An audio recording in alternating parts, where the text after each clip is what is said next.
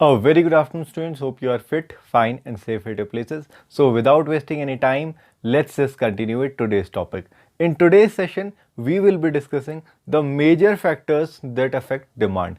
Demand of a commodity को क्या-क्या factors ऐसे हैं, क्या क्या डिटर्मिनेंट्स ऑफ डिमांड हैं जो डिमांड पे असर डालेंगे, वो चीज़ आज हम स्टडी करेंगे। इससे पहले के सेशन में हमने ये देखा कि डिमांड होता क्या है। ठीक है गाइज, अगर आपने वाला वीडियो नहीं देखा है, मैंने आई बटन पे लिंक उसका प्रोवाइड कर रखा है। You can have a view of that video from that place. ठीक है, so let's just start with the topic. देखिए, सबसे पहले if I talk about the factors affecting demand, demand किसी भी चीज़ का क्या होता है ये मैं आपको बता चुका हूं। अब कौन से ऐसे फैक्टर्स हैं जो उस डिमांड पे असर डालेंगे। सबसे पहले बात कर लेते हैं, मान लीजिए हमें एक शर्ट खरीदना है। ठीक है, अगर हम एक शर्ट खरीदने जा रहे हैं, मतलब we are creating demand for that shirt, simple. ठीक है, अब वो शर्ट क्या प्राइस कितना है उस हिसाब से हमारी डिमांड भी इन्फ्लुएंस होगी। मान लीजिए हमें वो शर्ट सेल में मिलता है, मतलब डिस्काउंटेड प्राइस पे मिलता है। अगर प्राइस कम है तो डेफिनेटली उस चीज़ की डिमांड ज़्यादा होगी। तो प्राइस पहला इंपॉर्टेंट फैक्टर है डिमांड का। अब देखिए, price of the commodity, demand और प्राइस ऑफ द कॉमोडिटी में हर हमेशा इन्वर्स रिलेशनशिप होता है। ये इन्वर्स रिलेशनशिप का मतलब क्या है?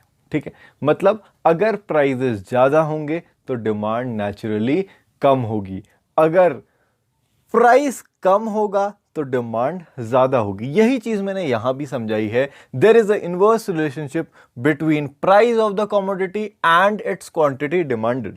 ठीक है, higher the price lesser the quantity demanded.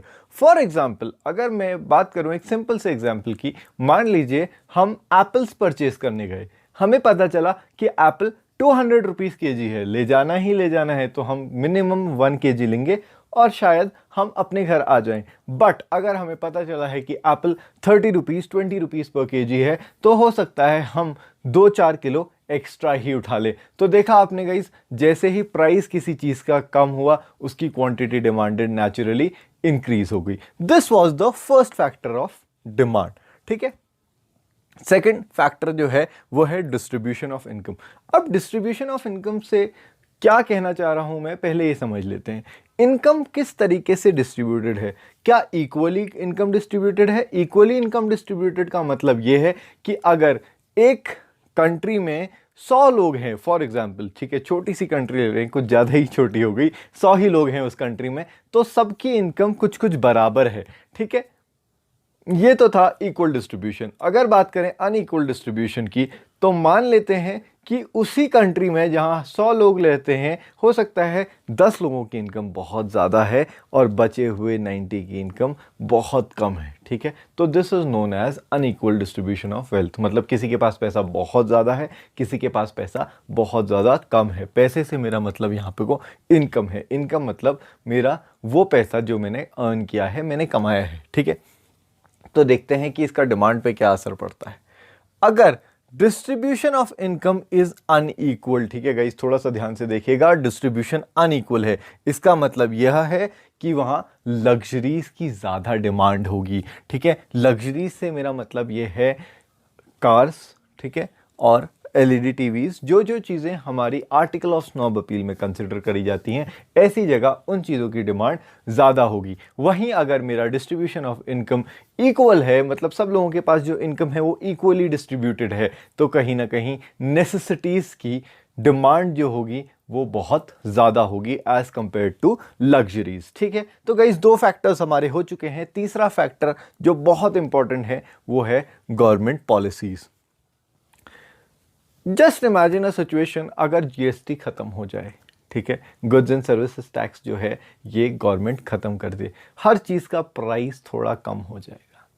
Price थोड़ा कम होगा, प्राइस जैसे ही कम होगा, मैंने आपको बता रखा है क्या होगा, डिमांड किसी भी चीज़ की इंक्रीज हो जाएगी। ठीक है, तो government policies also play a very important role. GST, VAT, जितने भी टैक्सेस आप पे कर रहे हैं, अगर ये टैक्सेस आपको ना पे करने पड़े तो डेफिनेट सी बात है डिमांड इंक्रीज हो जाएगा। डिमांड इंक्रीज क्यों हो रहा है? क्योंकि देखिए, डायरेक्ट रिलेशनशिप है ना, प्राइस बढ़ जाता है जैसे ही जीएसटी वगैरह बढ़ती है। पिछले साल अगर हम बात करें, सॉरी इसी ईयर मार्च की बात है, जीएसटी जो है, मोबाइल की जीएसटी जो है वो इंक्रीज हो गई थी, तो मोबाइल का प्राइस बढ़ गया। मोबाइल का प्राइस बढ़ा तो मोबाइल की डिमांड डिक्रीज हो गई। वो फैक्टर अदर थिंग्स को कांस्टेंट रखिए कि सर लॉकडाउन आ गया, सारा काम ऑनलाइन हो गया और हम लोगों ने मोबाइल की डिमांड को फिर से बढ़ा दिया, ठीक है। So that's a different thing. Second example लेते हैं गवर्नमेंट पॉलिसीज का। मान लीजिए गवर्नमेंट बहुत ज़्यादा एक्सपेंडिचर कर रही है कंस्ट्रक्शंस पे, ब्रिजेस बना रही है, रोड्स बना रही है, तो इस चीज़ से डायरेक्ट इम्पैक्ट क्या होगा कि कंस्ट्रक्शन इक्विपमेंट की डिमांड बढ़ जाएगी। तो this is how government policies also play a very important role on your demand, और they also act as a determinant of your demand, ठीक है। फोर्थ इंपॉर्टेंट फैक्टर है कंज्यूमर क्रेडिट फैसिलिटी।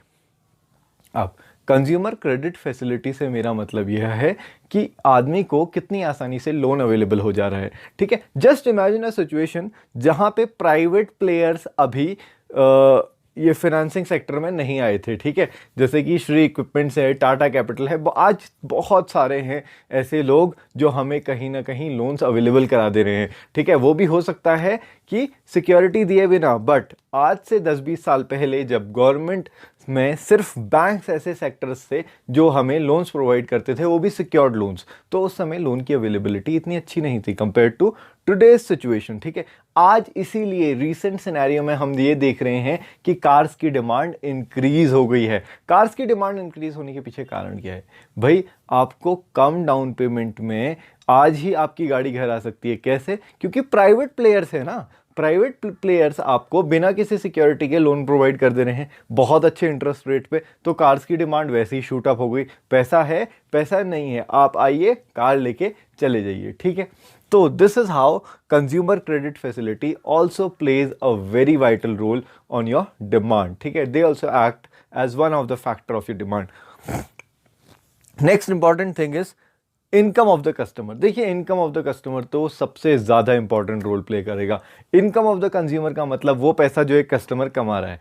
अब वैसे तो देखा जाए तो डायरेक्ट रिलेशनशिप है, ठीक है। जैसे ही इनकम बढ़ी कस्टमर डिमांड करने लग जाता है। आप ही हैं, अगर आप आज 10,000 रुपीज़ कमा रहे हैं, कल आप 50,000 रुपीज़ कमाएंगे, तो जिस दिन आप 50,000 रुपीज़ कमाएंगे हो सकता है कि आपकी क्लोथिंग की डिमांड, आपकी रेफ्रिजरेटर की डिमांड, क्लोथ, टेलीविजन की डिमांड, सारी डिमांड शूट अप हो जाए। बट हर सिनेरियो में ये कंपलसरी नहीं है, ठीक है। जैसे कि मैं यहाँ भी कह चुका हूँ कि ये जो है सारे सिनेरियोज में कंपलसरी नहीं है। देखिए गुड्स को हम 3 पार्ट्स में डिवाइड कर सकते हैं, normal goods, expensive goods and you can say inexpensive goods, ठीक है। अब बहुत ध्यान से सुनिएगा, sorry, normal goods, inferior goods and inexpensive goods, ठीक है। तो बीच वाला कैंसिल कर दीजिए। अब देखिए नॉर्मल गुड्स क्या होते हैं।